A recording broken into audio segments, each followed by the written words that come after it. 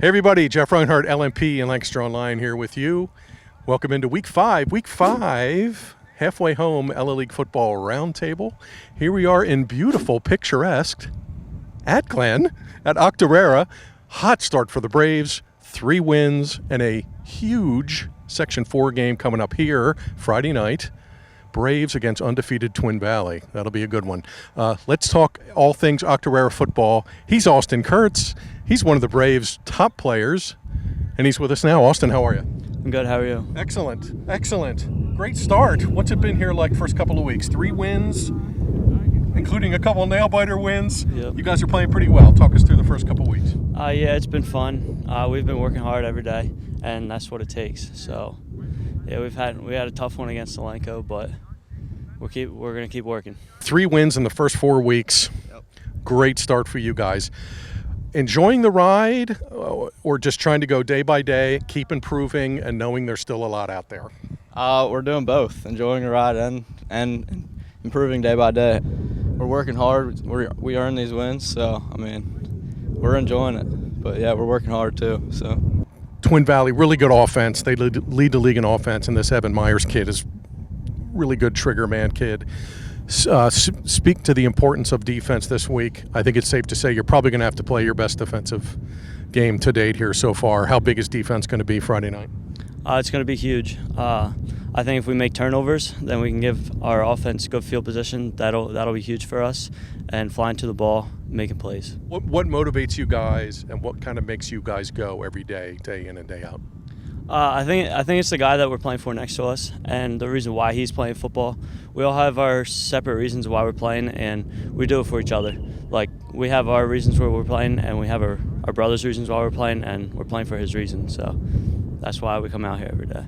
Not everybody in Lancaster and LL folks are familiar with at Glen down this way, even though you've been in the league for a couple of years. What does one do for fun down here? Because it looks like we're standing in the middle of a farm. What goes on in at Glen on a Saturday night? Hang out at Walmart. I mean, right. I don't know, Wawa. We got rudders and stuff. Yeah, go out to eat. That's about it. Is that kind of how it is with all your sports here? You guys all kind of root for each other and cheer for each other no matter the season? I would say, yeah, definitely. This is a small school, so you get to know a lot of people. So, I mean, yeah, we're pretty much family, I'd say. Hey, on the sled! Don't see those go on the sled. Welcome to the latest edition of the LL Football Roundtable, brought to you by Auto House of Lancaster. Mike Gross, I'm hosting. To my left is Jason Guarente. To my right is Jeff Reinhart.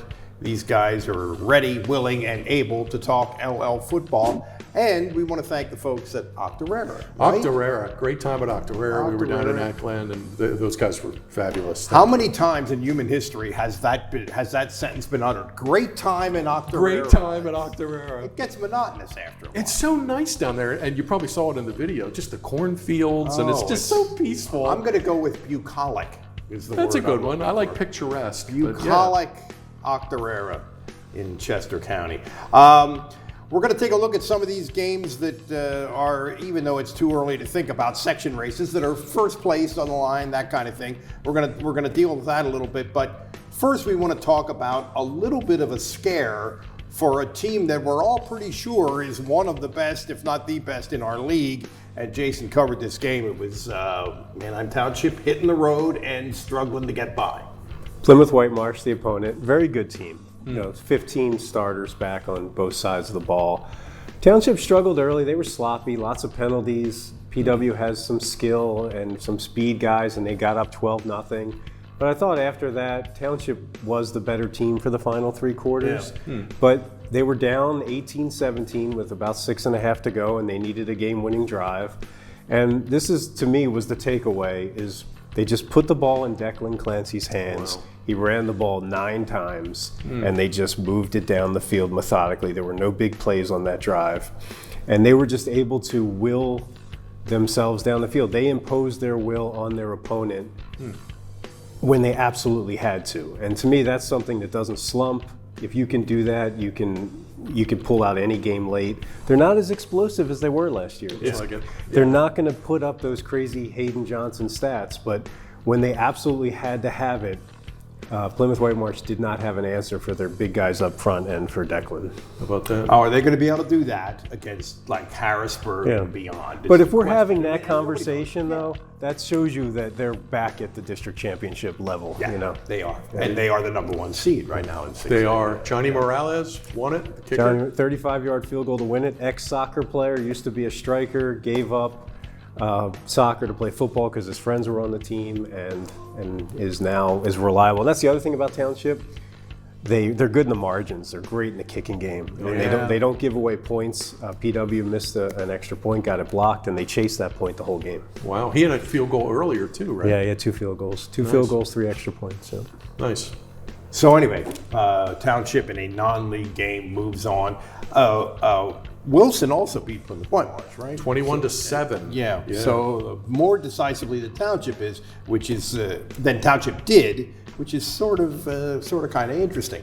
Okay, we've got a few games that we're just going to kind of bat around here a little bit. Let's talk about some of the games that could end up being. We're not going to say they're huge in the section right now because there's too many miles to go. But I guess there's a couple that I have circled. Let's continue with the Township talk. They play Hempfield, Krajika Trophy, biggest rivals probably ever. Tell us about the trophy, Rhines. It was named for a doctor, I want to say, in the area. Timothy Krajika. Sorry, I put you on the spot with that. That's okay. I thought you were going to have a fable of some sort. This is the 11th meeting for the trophy. Township leads 8-2. Including last year. Hempfield got them 2 years ago. 2 years in a row. That might be the last regular season game Township lost. I'm not sure. Might be. They've won 14 in a row in the regular season. Wilson beat them in week 10 a couple of years ago. Okay. So they get Hempfield here. Black Knights have been better. I feel like that's not a team we've talked a whole ton about, but they have a couple of wins. Derek Catch has 800 passing yards, so they're going up top. They got 3 receivers who can really go get it. So they're going to test Township, I think, here. Mm-hmm. Curious to see if Township kind of picks it up a smidge here against their bitter rivals. I would think so. That's an interesting game. Also in Section 1, Cedar Crest at Wilson. This was kind of a decisive game as far as district seeding and all that stuff last year. 21-13 Wilson. Yep. Cedar Crest throws a late pick in the end zone, I believe. Yep. Falcons had a chance. I saw the Falcons last week live and in person on Thursday. Yeah. They're pretty tricky. Yeah. They have their offense. The Custer kid can run and throw. And the Zimmerman running back kid has been over 100 yards, I think, in every week. They play great against Penn. The week before they lost to Warwick, which surprised us. Yeah. 7 turnovers in that game. That's what did it. That was a big deal. That's what did it. And Wilson, here's a sneaky stat. Bulldogs are second in the league in total offense. They're a tick under 400 yards, and they've really got their own moving. So and they throw it and run it, too, right?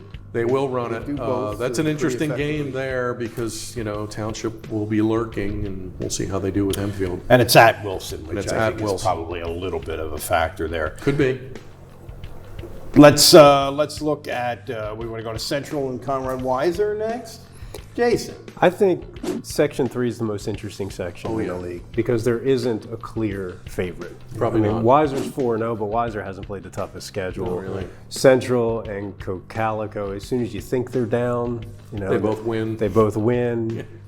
Cocalico shuts out Garden Spot, which was the wow result of the week for me. That was big. Yeah, I looked at that and I was like, is the game over? Like, refresh the screen. They scored 0 points. Is that an F next to that? Yeah. Final? Really? That was stunning because Garden Spot was putting up ridiculous offensive totals. So Cocalico's in this thing, man. I mean, we saw 2 years ago when they were the worst seed in the field and they won districts. They get better as it goes along. Yep. So to me, this is Conrad Weiser's test. Are they the team? They haven't beaten the best schedule. Now Central comes in. Maybe Central's a little down, but can Weiser show that they're the front runners? Yeah, both those teams are like, show me a little bit, I think, in different ways. I think it's a statement game both ways. If Weiser beats them, they beat the kings of LL football. Mm-hmm. And if Central wins, I think they kind of put a stamp on, hey, we're here. Yeah. We're not going anywhere. And Weiser, great start. But if they can go to Robezonia and beat them, look out for Central. Look out, baby. Last year we had some tri-champs, and I think this feels like a section where you might have. You could, Should happen. Yeah, I'd be stunned if anybody in Section 3 runs the table. No offense. We talked about Octorara. Yeah.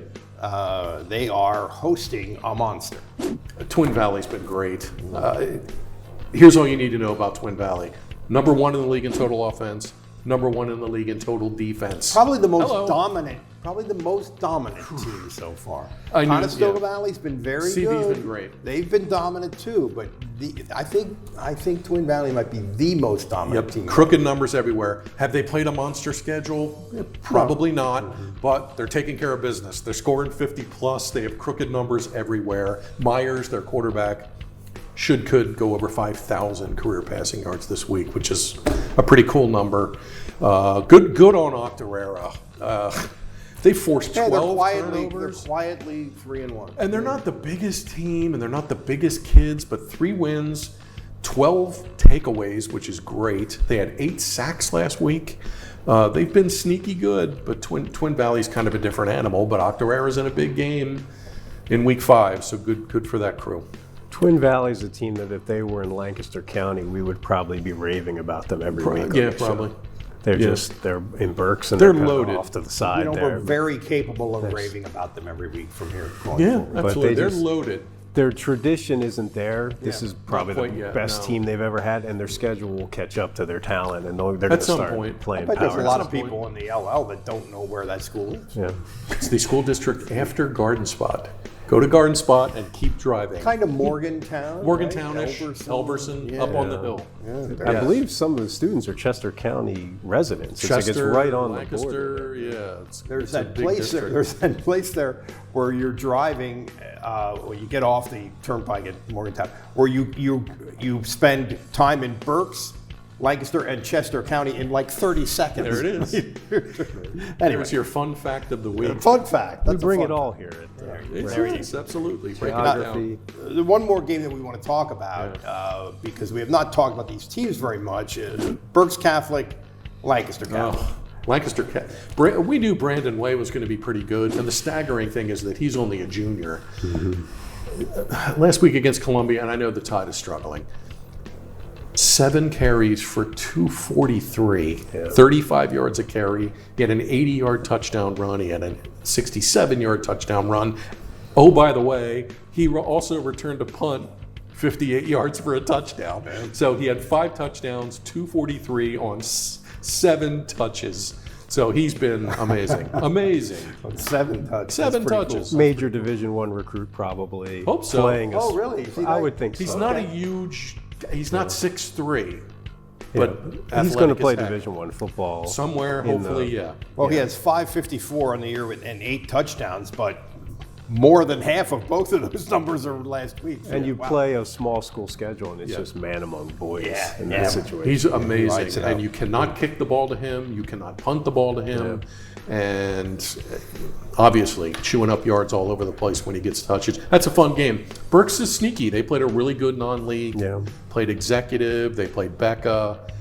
They have a couple of wins. Put up 50 plus last week. Interesting road trip. Having to come to Lancaster. Berks Catholic's the opposite of Twin Valley, where they're scheduling, because they used to be such a powerhouse, they're still scheduling like they are that powerhouse, which is toughening them up for the league schedule. No doubt about that. That's a sneaky good game. I'm curious for that result, because that should be a fun race, because Schuylkill Valley's going to figure it out. Hamburg, I think, is going to be there. That's going to be a really good race. For the good of the order, man. Anything else on our fertile minds? Conestoga Valley Exeter, they look like the big dogs. And Collision course. Don't play sure what, week 9? Week 9 at Exeter. They what both been CV great. did to Ephrata, that was the other wow result of the week, where they just They were very 42-7. impressive. I wanted to see it, see how that played out. They have and really CV, they've really been good. Sawyer Espenshade was 5 touchdown passes to 5 different receivers, which is just wow. And they're Pass not for giving up any 300. points. They were great. After to punch one in late. Yeah, they run it and throw it and play mercy, defense. It was mercy That's- rule. That's pretty much And, it. CB has a Thursday game this week with Spring Grove, but looking to stay unbeaten. CB at Exeter, week 9. There you go. Collision course. All right, gang, that's it. This has been the LL Football Roundtable, brought to you by Auto House of Lancaster. For Mike and for Jason and for Jeff, we'll see you next week.